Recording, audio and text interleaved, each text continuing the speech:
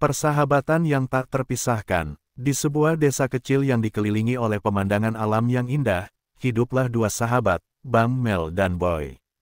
Mereka tumbuh bersama sejak kecil, berbagi tawa, air mata, dan mimpi-mimpi besar tentang masa depan. Bang Mel, yang dikenal sebagai sosok yang ceria dan optimis, selalu menjadi penggoda bagi Boy, yang lebih pendiam dan cenderung berpikir rasional. Meskipun kepribadian mereka berbeda, mereka saling melengkapi dan menjadi sahabat sejati. Setiap sore, setelah melakukan pekerjaan rumah, mereka akan berkumpul di tepi sungai, menghabiskan waktu dengan bermain, bercerita, dan merencanakan masa depan mereka. Kedua sahabat ini bercita-cita untuk membuka usaha sendiri, berharap bisa mengubah hidup mereka menjadi lebih baik. Mereka sering berbicara tentang impian memiliki toko kecil yang menjual berbagai barang, dari makanan hingga barang kebutuhan sehari-hari. Namun, kehidupan di desa tidak selalu mudah. Keluarga mereka hidup pas-pasan, dan usaha kecil yang mereka jalani tidak cukup untuk memenuhi kebutuhan sehari-hari. Suatu hari, saat mereka sedang duduk di tepi sungai, Boy berbagi tentang rasa frustasinya terhadap keadaan hidup mereka. "Mel, kita harus menemukan cara untuk mendapatkan uang lebih banyak. Kita tidak bisa terus hidup seperti ini," ucap Boy, matanya menatap jauh ke depan, seolah-olah mencari jalan keluar dari kesulitan. Bang Mel, yang selalu optimis, menjawab, "Kita pasti bisa, Boy. Kita hanya perlu berpikir lebih kreatif. Mungkin kita bisa menjual sesuatu yang lebih menarik di pasar." Saat itulah mereka bertemu dengan sekelompok pemuda yang tampak berpengalaman dalam dunia bisnis. Pemuda-pemuda tersebut menawarkan mereka kesempatan untuk bergabung dalam sebuah usaha yang bisa menjanjikan kekayaan. Mereka berbicara tentang pesugihan, sebuah praktik yang menjanjikan kekayaan dengan imbalan yang tidak terduga. Bang Mel dan Boy terpesona oleh kata-kata mereka. "Bayangkan, kita bisa memiliki semua yang kita inginkan. Mobil, rumah, bahkan bisa membantu orang tua kita," kata salah satu pemuda dengan penuh semangat, menggugah rasa ingin tahu Bang Mel dan Boy. Meskipun ada keraguan di dalam hati mereka, rasa ingin tahu dan keinginan untuk keluar dari kesulitan mendorong mereka untuk mempertimbangkan tawaran tersebut. "Bagaimana kalau kita coba? Mungkin ini adalah jalan yang kita cari," ujar Bang Mel, meskipun ada bisikan kecil di hatinya yang memperingatkan akan bahaya. Malam itu, setelah pertemuan dengan pemuda-pemuda tersebut, Bang Mel dan Boy berkumpul di rumah Bang Mel. Mereka berbicara panjang lebar tentang apa yang mereka dengar. "Kita harus memikirkan ini dengan matang. Kita tidak bisa sembarangan terjun ke dalam sesuatu yang tidak kita mengerti," kata Boy, berusaha untuk tetap rasional. "Namun, Boy, ini mungkin kesempatan kita. Kita harus berani mengambil risiko," balas Bang Mel, tampak bersemangat. Akhirnya, mereka memutuskan untuk mengikuti langkah-langkah yang disarankan oleh pemuda-pemuda tersebut. Keduanya melakukan ritual untuk memulai pesugihan, meskipun ada rasa cemas yang menggelayuti hati mereka. Mereka yakin bahwa dengan kekayaan yang dijanjikan, mereka dapat mewujudkan impian yang telah lama mereka idam-idamkan. Seiring berjalannya waktu, usaha kecil mereka mulai menunjukkan tanda-tanda kesuksesan. Mereka berhasil menjual barang-barang dengan harga yang lebih tinggi, dan pelanggan mulai berdatangan. Namun, di balik kesuksesan ini, Bang Mel dan Boy tidak menyadari bahwa mereka telah terjebak dalam jaring yang lebih dalam, yang bisa mengubah hidup mereka selamanya. Kekayaan yang mulai mengalir deras membawa keserakahan yang tak terduga. Bang Mel dan Boy mulai terlibat dalam praktik-praktik yang lebih gelap, termasuk mencuri motor untuk memenuhi syarat pesugihan mereka. Persahabatan mereka mulai diuji saat mereka terjebak dalam dunia kejahatan, dan keputusan yang mereka buat akan membawa konsekuensi yang mengerikan. Jalan gelap menuju kekayaan. Setelah menjalani ritual pesugihan, kehidupan Bang Mel dan Boy berubah secara dramatis. Dalam waktu singkat, usaha kecil mereka yang awalnya sederhana kini berkembang pesat. Toko mereka selalu ramai pengunjung, dan barang-barang yang dijual laku keras. Masyarakat desa mulai mengagumi kesuksesan mereka, tidak menyadari bahwa di balik kebahagiaan itu tersimpan sebuah rahasia kelam. Bang Mel dan Boy merasa seolah-olah mereka telah menemukan jalan menuju kekayaan yang selama ini mereka impikan. Namun, kesuksesan ini tidak datang tanpa harga. Mereka semakin terperosok ke dalam dunia yang tidak mereka pahami sepenuhnya. Dalam upaya untuk mempertahankan kesuksesan, mereka mulai terlibat dalam tindakan ilegal, termasuk pencurian motor untuk memenuhi syarat pesugihan yang mereka jalani. Suatu malam, ketika mereka sedang berkumpul di toko, Boy mengungkapkan kegelisahannya. Mel, aku merasa ada sesuatu yang tidak beres. Kita telah mendapatkan banyak uang, tapi kenapa aku merasa tidak nyaman? Tanyanya, wajahnya tampak cemas. Bang Mel, yang tersihir oleh kekayaan, menjawab, kita harus berani mengambil risiko, Boy. Semua ini demi masa depan kita. Lagi pula, banyak orang melakukan hal yang sama. Kita tidak sendirian. Namun, di dalam hati Boy, keraguan semakin membesar. Ia mengingat impian mereka yang murni dan bagaimana mereka pernah bercita-cita untuk memiliki usaha yang jujur. Tapi sekarang, mereka terjebak dalam lingkaran kejahatan yang membuatnya merasa terasing dari dirinya sendiri. Kekayaan yang mereka raih mulai membawa dampak negatif. Mereka menjadi sasaran kritik dari tetangga dan teman-teman yang merasa curiga terhadap cara mereka mendapatkan uang. Semakin lama, hubungan antara Bang Mel dan Boy pun mulai retak. Bang Mel menjadi semakin terobsesi dengan kekayaan dan kesuksesan, sementara Boy merasa terbebani dengan rasa bersalah. Satu malam, saat mereka sedang merencanakan aksi pencurian motor, Boy merasa semakin tertekan. Mel, aku tidak bisa melanjutkan ini. Kita tidak bisa terus melakukan hal-hal jahat ini. Kita harus berhenti, teriak Boy, suaranya penuh emosi. Bang Mel, yang sudah terlanjur terseret dalam arus keserakahan, marah.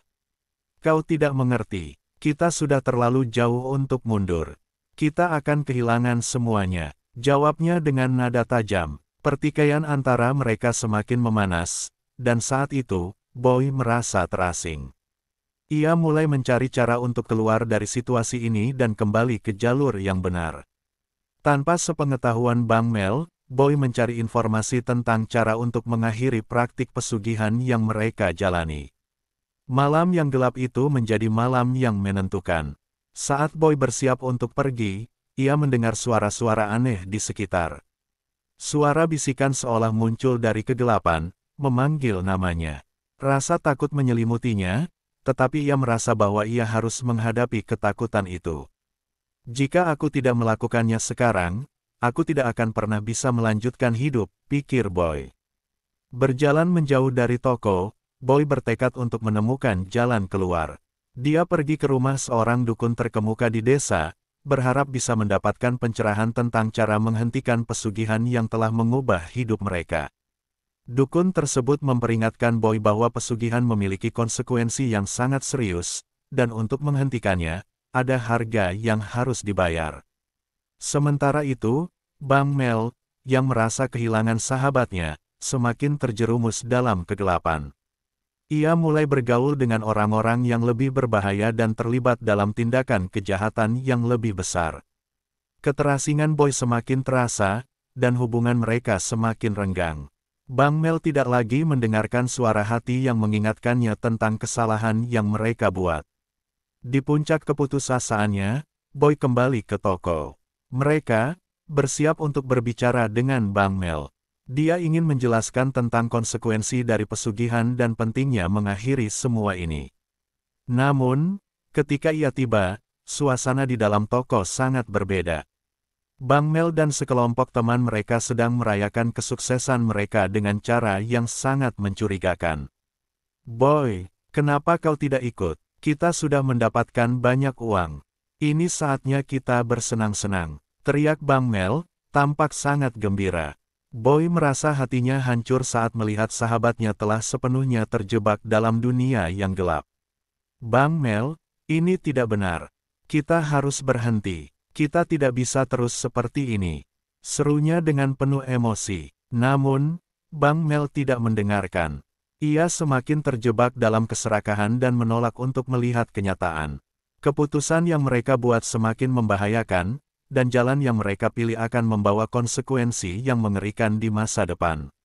Arwah yang gentayangan. Hari-hari berlalu setelah kematian Boy, dan Bang Mel merasa hidupnya berubah drastis. Rasa kehilangan dan penyesalan menggerogoti hatinya, namun di balik itu semua, ada sesuatu yang lebih menakutkan. Selama malam-malam sepi, Bang Mel mulai merasakan kehadiran yang tidak bisa ia jelaskan. Suara bisikan halus dan bayangan samar sering menghantuinya saat ia terjaga di tempat tidurnya. Satu malam, ketika bulan purnama bersinar terang, Bang Mel terbangun di tengah malam. Ia mendengar suara lembut memanggil namanya. Suara itu sangat familiar, membuat jantungnya berdegup kencang. "Mel, tolong aku," bisikan itu menggetarkan hatinya. Ia mengenali suara itu sebagai suara Boy, sahabatnya yang telah tiada. Dengan rasa takut, Bang Mel mencoba menenangkan diri. "Ini hanya imajinasiku," pikirnya, tetapi suara itu semakin jelas. Bang Mel berusaha menutup telinga dan melanjutkan tidur, tetapi suara itu terus memanggilnya, semakin mendesak. Keesokan paginya, Bang Mel pergi ke makam Boy dengan harapan bisa menemukan ketenangan. Saat ia berdiri di depan makam, angin berhembus dingin, dan ia merasa seperti ada yang memperhatikannya. "Boy, aku rindu padamu," ucap Bang Mel dengan suara lembut. Air mata mengalir di pipinya. Ia berdoa agar arwah Boy tenang di alam sana. Namun, malam berikutnya, kejadian aneh kembali terjadi. Bang Mel terbangun lagi, kali ini dengan perasaan berat di dadanya. Ia melihat sosok bayangan berdiri di sudut kamarnya. Dalam cahaya remang-remang, ia bisa melihat bahwa itu adalah wajah Boy, tampak sedih dan penuh penyesalan. "Mel, aku menderita. Tali pocongku belum dilepas," ucap Boy dengan suara yang penuh kesedihan. Bang Mel terkejut dan ketakutan. "Boy, apa yang terjadi? Kenapa kau di sini?" tanyanya, suaranya bergetar. Roh Boy menjelaskan bahwa setelah kematiannya, ia terjebak dalam limbo, tidak bisa melanjutkan perjalanan ke alam akhirat karena tali pocongnya masih terikat. "Aku butuh bantuanmu, Mel. Tolong lepaskan tali pocongku agar aku bisa tenang," pinta Boy, matanya penuh permohonan. Bang Mel merasa terombang-ambing antara rasa takut dan rasa kasih sayang yang mendalam terhadap sahabatnya. Ia tidak bisa membayangkan sahabatnya menderita seperti itu. Namun, ia juga merasa bingung dan tidak tahu harus berbuat apa. Dalam kebingungan, ia memutuskan untuk mencari bantuan. Setelah beberapa hari, Bang Mel menemui seorang ustadz di desanya, seseorang yang dikenal bijaksana dan berpengalaman dalam masalah spiritual. Dengan penuh keraguan, ia menceritakan pengalamannya dan permintaan roh Boy. Ustadz mendengarkan dengan seksama dan menjelaskan bahwa tali pocong memang harus dilepaskan agar arwah bisa tenang. Tali pocong yang tidak dilepas bisa mengikat arwah di dunia ini, dan mereka akan terus gentayangan, mencari pertolongan, jelas Ustadz dengan serius. "Kau harus melakukan ritual dengan ikhlas, dan ingat, niat yang baik akan membawamu pada jalan yang benar." Bang Mel merasa lega mendengar penjelasan Ustadz, tetapi juga merasa berat. Ia tahu bahwa ia harus menghadapi kenyataan yang menyakitkan. Setelah mendapatkan petunjuk dari Ustadz, Bang Mel mengumpulkan teman-teman dekatnya untuk melakukan ritual di makam Boy, berharap bisa membantu arwah sahabatnya. Malam itu, Bang Mel dan teman-temannya berkumpul di makam Boy. Suasana mencekam dengan sinar bulan yang redup dan angin dingin yang berhembus. Bang Mel merasakan ketakutan, tetapi ia tahu bahwa ia harus melakukannya untuk Boy. Dengan hati yang berat, ia mulai membaca doa yang diajarkan Ustadz. Saat doa dibacakan, tiba-tiba angin bertiup kencang, dan cahaya bulan seakan menghilang sejenak. Bang Mel merasa sosok Boy hadir di sekitarnya, mengawasi dengan penuh harap. "Tolong lepaskan aku," suara Boy mengalun lembut di telinga Bang Mel. Setelah menyelesaikan doa, Bang Mel dengan hati-hati melakukan ritual untuk melepaskan tali pocong. Dalam hati, ia memohon agar Boy bisa tenang dan tidak lagi menghantuinya. Saat tali pocong akhirnya dilepaskan, Bang Mel merasakan beban berat di dadanya mulai menghilang. Namun, setelah ritual selesai, Bang Mel merasa ada yang tidak beres. Meskipun ia telah melepaskan tali pocong, sepertinya roh Boy tidak pergi sepenuhnya. Beberapa malam kemudian, saat Bang Mel berkumpul dengan teman-temannya, roh Boy kembali muncul, kali ini dengan ekspresi yang lebih gelisah. Mel, aku tidak bisa tenang. Ada yang salah, ucap Boy dengan suara yang penuh kecemasan. Bang Mel terkejut dan merasa terjebak dalam kegelapan. Ia tidak tahu apa yang harus dilakukan selanjutnya. Kekhawatiran mulai menyelimuti Bang Mel dan teman-temannya. Mereka mulai merasakan kehadiran yang mengganggu, dan suara-suara aneh mulai terdengar di sekitar mereka. Ketika mereka tidur, mimpi buruk menghantui mereka, membawa mereka ke dalam kegelapan yang menakutkan. Rasa penyesalan semakin menghimpit Bang Mel. Ia menyadari bahwa tindakan mereka di masa lalu, termasuk pesugihan dan keterlibatan dalam kejahatan, mungkin telah mengganggu ketenangan arwah Boy. Ia merasa terjebak dalam lingkaran kesedihan dan ketidakpastian. Membebaskan arwah. Setelah ritual yang dilakukan di makam Boy, Bang Mel merasa lega sejenak, tetapi ketenangan itu tidak bertahan lama. Kehadiran roh Boy tidak kunjung hilang, dan malahan semakin sering muncul dalam mimpinya dan saat ia terjaga. Setiap kali Bang Mel menutup mata, wajah Boy yang penuh kesedihan menghantuinya, seolah meminta pertolongan lebih lanjut. Malam demi malam berlalu, dan Bang Mel tidak bisa menemukan cara untuk membantu sahabatnya. Dia merasa terjebak antara rasa bersalah dan cinta yang mendalam untuk Boy. Sementara itu, ketegangan di antara teman-teman mereka juga semakin meningkat. Beberapa dari mereka mulai meragukan keputusan Bang Mel dan merasa takut akan konsekuensi dari praktik pesugihan yang telah mereka lakukan. Suatu malam, saat Bang Mel berkumpul dengan teman-temannya yang lain, suasana menjadi semakin mencekam. Mereka berkumpul di rumah Bang Mel untuk berbicara tentang situasi yang mereka hadapi. Aku merasa ada yang salah, kata salah satu temannya, Rudy. Kita harus berhenti melakukan hal-hal yang bisa mengundang malapetaka. Kita sudah cukup terjebak dalam kegelapan. Bang Mel mengangguk, tetapi hatinya dipenuhi dengan rasa takut. Tapi kita tidak bisa membiarkan Boy terjebak seperti ini. Dia butuh bantuan kita, jawabnya. Dalam hatinya, ia merasa tertekan. Kematian Boy adalah beban yang sangat berat, dan ia merasa bertanggung jawab untuk membebaskan arwah sahabatnya. Malam itu, Bang Mel kembali terbangun dari tidurnya, merasakan kehadiran Boy yang semakin kuat. Mel, tolong aku tidak bisa pergi. Tali pocongku memang sudah dilepaskan, tetapi ada yang mengikatku di sini, suara Boy terdengar jelas, mengisi ruangan dengan aura mendesak. Bang Mel merasa ketakutan, tetapi juga terdorong untuk mencari tahu lebih lanjut. Pagi harinya, Bang Mel kembali menemui Ustadz untuk meminta bimbingan. Ia menjelaskan situasi yang semakin rumit, dan Ustadz mendengarkan dengan seksama. Tali pocong memang harus dilepaskan, tetapi ada hal lain yang bisa mengikat arwah di dunia ini, ucap Ustadz, wajahnya serius. Jika arwah tidak bisa menemukan ketenangan, bisa jadi ada energi negatif atau perlakuan buruk yang mengganggu perjalanan mereka. Bang Mel merasa bingung. Apa yang harus aku lakukan?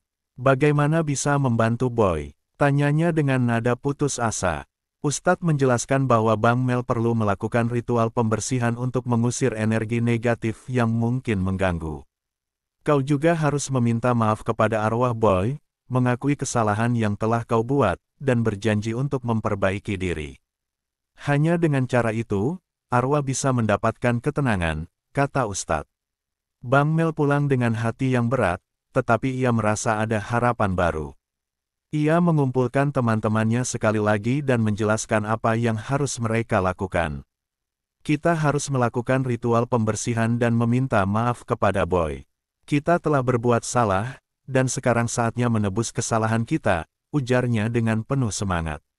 Malam itu, mereka berkumpul di halaman rumah Bang Mel.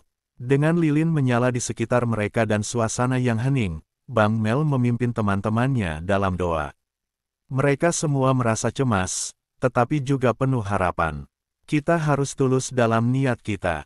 Boy, kami minta maaf atas semua kesalahan yang telah kami perbuat. Bang Mel berdoa, suaranya bergetar.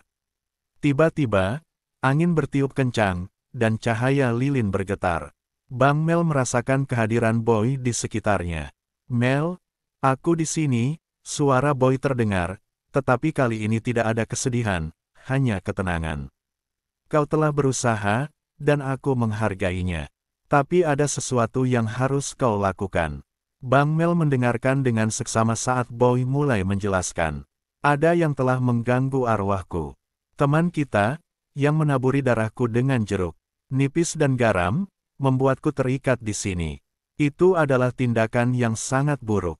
Aku tidak bisa tenang sampai mereka minta maaf, ungkap Boy, suaranya penuh penyesalan.